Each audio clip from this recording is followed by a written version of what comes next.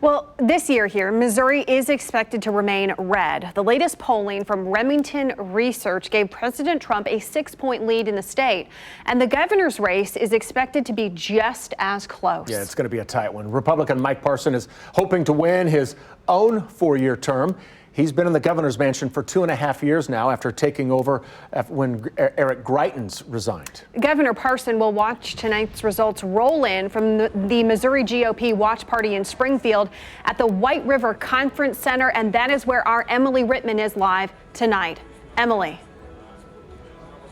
Ellen and Brad, we are told the first time we will hear from Governor Mike Parson on Election Day is when he takes this stage later tonight. He will not be doing any interviews before that. Instead, he spent Election Day on his Bolivar farm with family.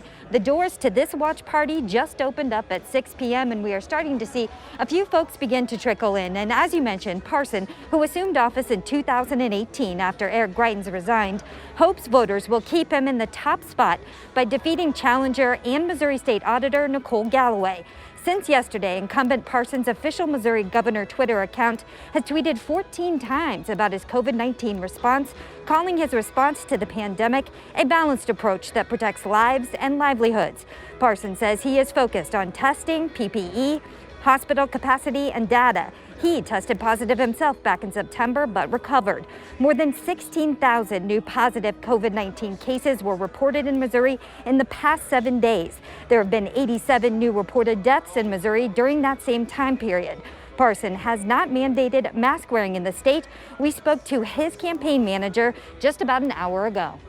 The governor feels that this is a personal responsibility, that voters and citizens are aware of the challenges that exist, and he has always from the very beginning stressed the three guidelines that are have been passed down from the CDC of social distancing, mask wearing, and maintaining good hygiene. And so the governor has nearly every day stressed the importance of wearing a mask, but he just firmly believes that it shouldn't be the government's role to mandate you wearing a mask.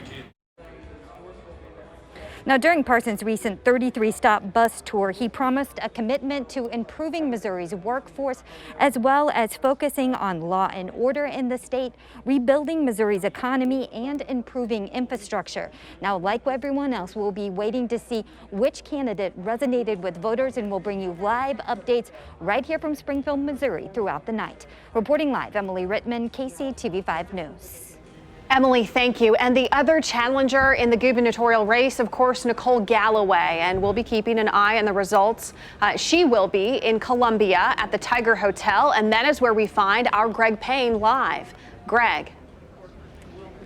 Yeah, Ellen, things are very different. Normally during this time of year, reporters were at watch parties and we are seeing the candidates walking around talking to, constituents and also their supporters all throughout the night. Well, that's not going to be the case this year because of COVID. Now, the spot that I'm standing at here in the ballroom is the designated spot for media. Now, we will not be seeing Nicole Galloway, as kind of Emily Rittman had just mentioned regarding her candidate. We won't be seeing Galloway until later on this evening when she's going to be at that podium later on. Now let's talk a little bit about Galloway.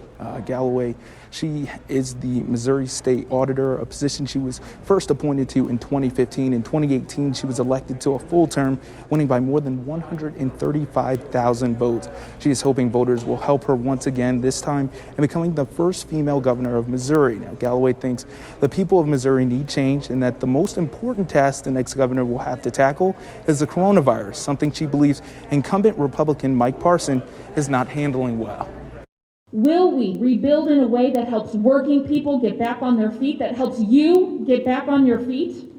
Or will we continue to ignore science, distract, rebuild only for well-connected special interests? And tonight we will see if Galloway's message resonated with voters. Reporting live here in Columbia, I'm Greg Payne for KCTV5 News. All right, Greg, thank you.